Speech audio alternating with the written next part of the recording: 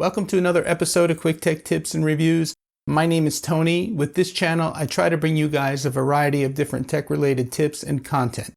If this is your first time with us, please consider subscribing to the channel and hit that little bell so that you're alerted to when I release new content. In today's video, I'm going to take you through the steps of showing you how easy it is to spin up a DigitalOcean droplet and install the Jitsi Meet server. Now that being said, it is going to be simple, although we will be working in the command line. Now don't fret that. I am by no means a command line guru. In fact, I have very limited command line skills, very basic knowledge of the Linux commands. So that being said, we're going to follow a very detailed step-by-step set of instructions. And as long as you can copy and paste, you'll be able to do this too. This video is designed to get you up and running quickly with your own Jitsi Meet server. In the next video, we'll talk about some ways and additional steps you can take to help lock down and secure your server. Enough said, let's get over to the computer. Okay guys, you're looking at the Jitsi website, and you can get to this website and use Jitsi just by going to their own servers at meet.jit.si. That's meet.jit.si. However, today I'm going to show you in this video how to run your own Jitsi server on a DigitalOcean droplet. So we need to start by heading over to DigitalOcean, and I'm already signed into my account, as you can see here. Now, if you don't have a DigitalOcean account, I do have an affiliate link down in the video description below. It'll get you $100 credit if you choose to use it. You don't have to, just want you to know it's there. So the first step, the first prerequisite we need is to create a droplet. So we'll come up to the green create button and click on the droplets. And now we just have to make a few choices. So we're going to use Ubuntu 18.04 LTS. The starter plan is fine. We're going to come over all the way down to the $5 a month plan. Now, for the purpose of this video, this is fine. You could probably host comfortably anywhere from 5 to 8, maybe 10 callers in a conference using this plan. You have to decide based on how you're going to scale your deployment on which plan to use. Your mileage may vary. I'm going to choose a data center, and for me, New York is fine. I try to choose one that's closest to where I'm located. Now for authentication, you can use SSH keys or a one-time password. Now, we're going to talk more in the next video about ways to secure the server. So for now, just to keep this video from being way too long, we're just going to use a one-time password. We're going to choose a host name here. So I'm going to call this meeting.quiktechsolutions.com. And then we're going to go ahead and say create droplet. And you can see right here, it's creating the droplet right before your eyes. When this is finished, it'll issue an IP address.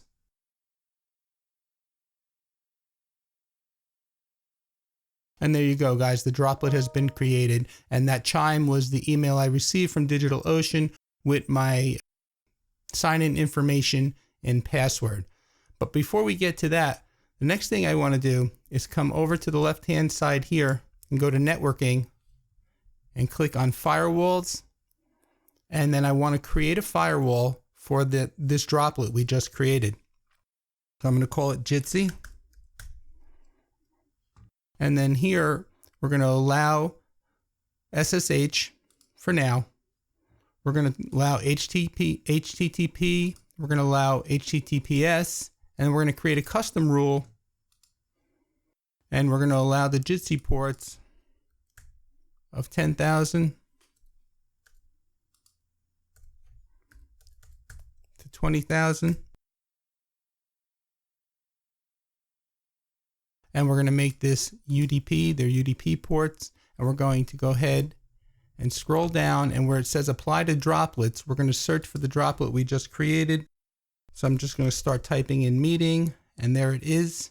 I'm going to select it, and I'm going to go ahead and say create firewall.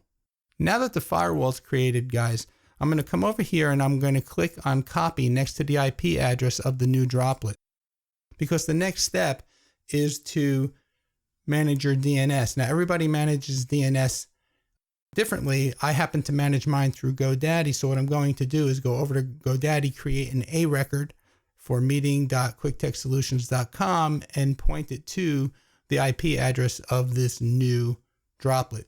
So that being said, I'm just going to do it off screen real quick and I'll be right back.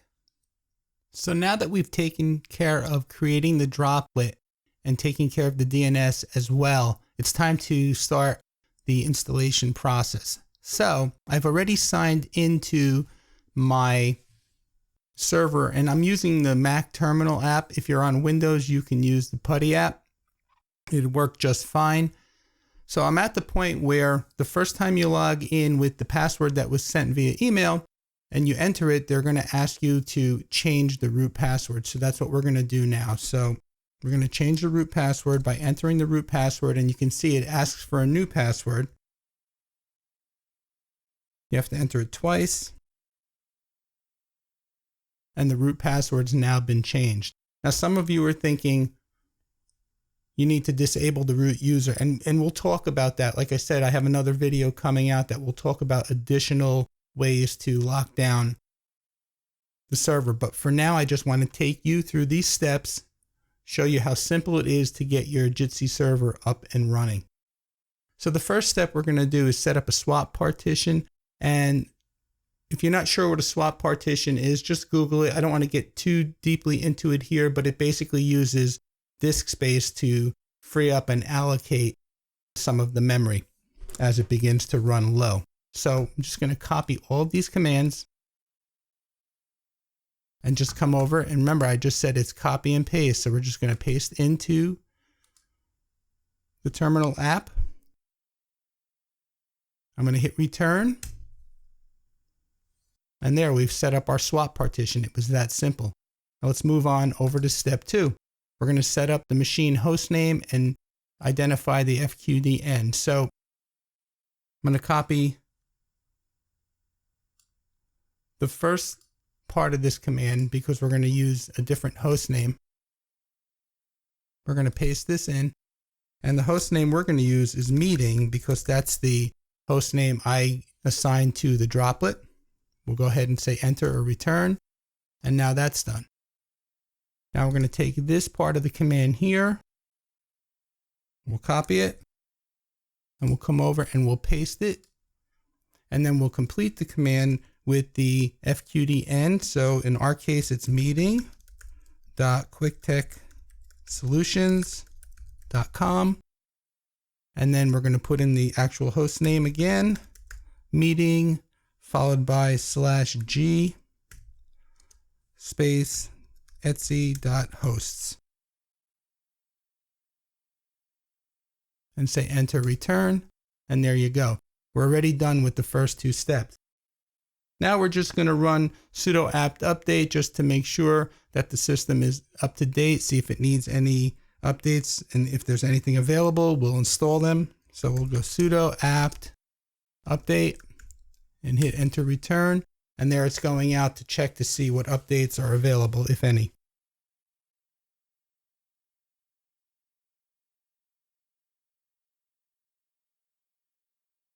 Okay, so it found 117 packages that can be upgraded. So what we'll do is now we'll run the upgrade command and we'll also have it shut down and restart the server when it's done upgrading. So we're going to go ahead and paste that in and hit enter or return.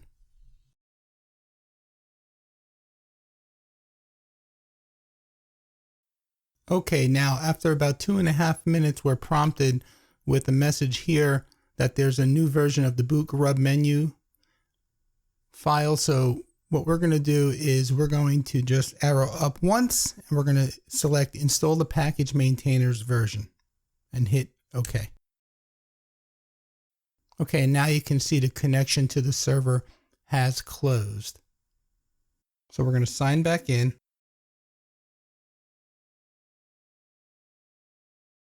Okay, we're back in. Now we're going to continue with step 4, which is installing OpenJDK Java Runtime Environment 8. So we're just going to copy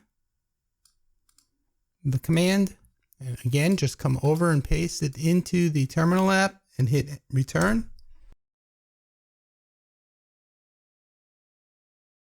Okay, moving on to step 5, we're going to go ahead and install the Nginx web server.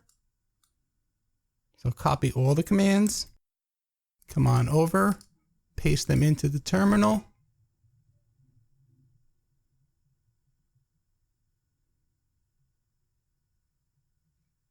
And there you go. Now Nginx has been installed. See how quickly we're moving through this, guys?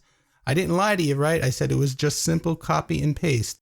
Now the next thing we're going to do is we have to install the Jitsi repository. So we're just going to come over here and again, copy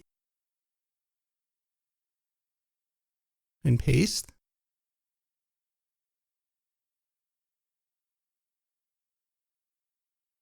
And the repository has been installed. And now we're going to actually go ahead with step 7, which is installing the suite of Jitsi Meet.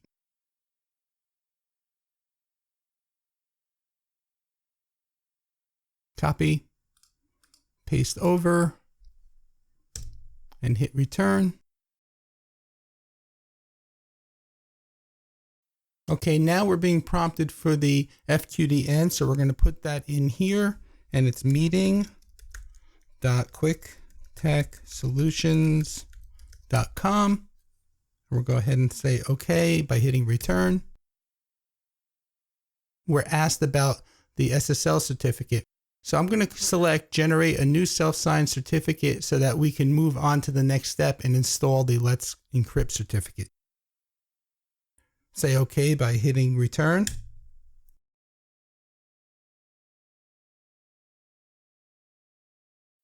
Okay, and the final step for today's installation, guys, is to apply for and install the Let's Encrypt certificate.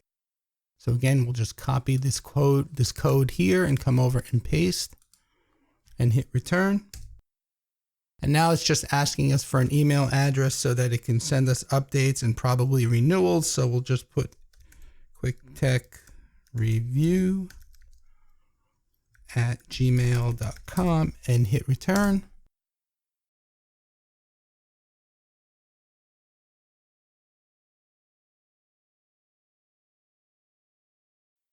Okay, guys, and that's complete. And I don't know if you can see here, it says, congratulations, your certificate and chain have been saved at, and then it gives you the location.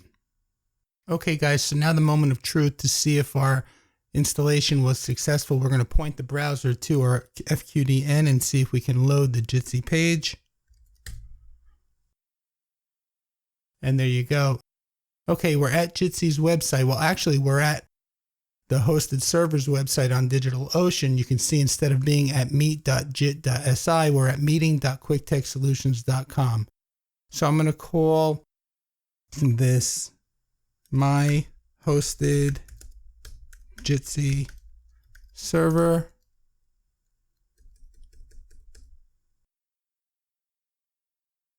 And we'll hit go and start a meeting room. Okay, now usually it would ask if you wanted to grant camera rights and microphone rights, but since I've used this computer with Jitsi before, it probably just remembered the settings.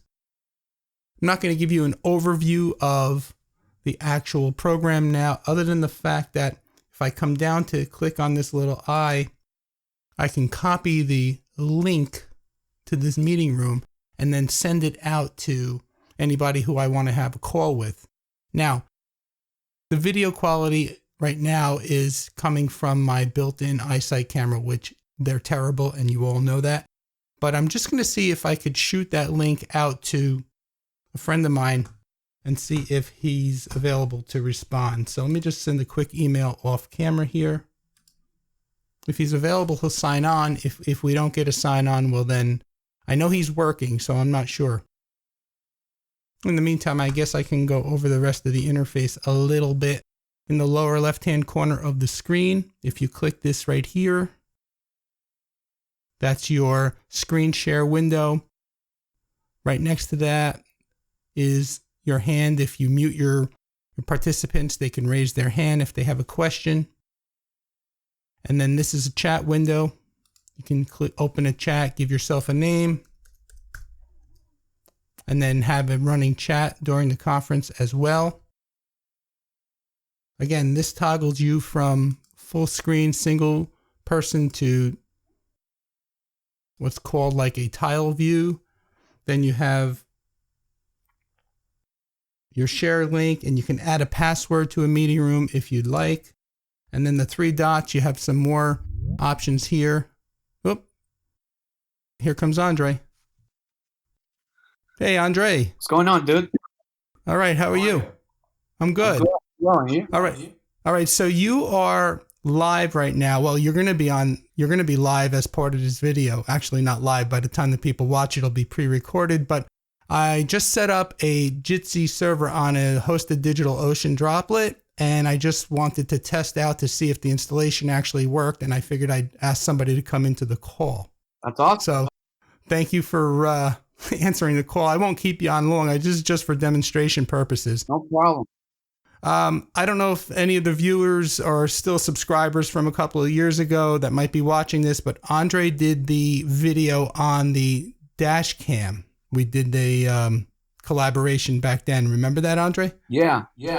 Real quick, do you still have that dash cam, or did you go on to something else? I do. I gave it to my fiance. She's using it in her car. I bought another beefier one, which has a lot of more features and Wi-Fi and all that. But I mean, that camera is still holding up so far. That's awesome. Yeah. Cool. Yeah.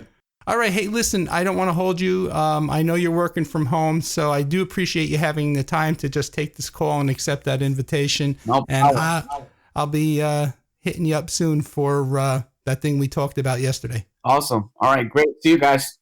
All right. See you later. Thanks again, Andre. No problem. And now we'll just hit the button to end the call. Okay, guys, so now the last thing I want to do, now that we know it was successful and the installation worked, is I would just want to go back into my DigitalOcean portal, come over to the firewall we created earlier, and I just want to delete the SSH rule. And this is firewall updated successfully, and you can see now we don't have the SSH rule anymore in the firewall, which basically is a way of securing the server. And we'll talk more about different options for securing the server in the next video. If you found any value in today's video, please give it a thumbs up. Be sure to check out some of my other videos up above. Please remember to subscribe, like, and share this video, and use those Amazon affiliate links. I know it doesn't change your price, but it does help out the channel. My name is Tony with Quick Tech Solutions. As always, I thank you for watching. See you next time.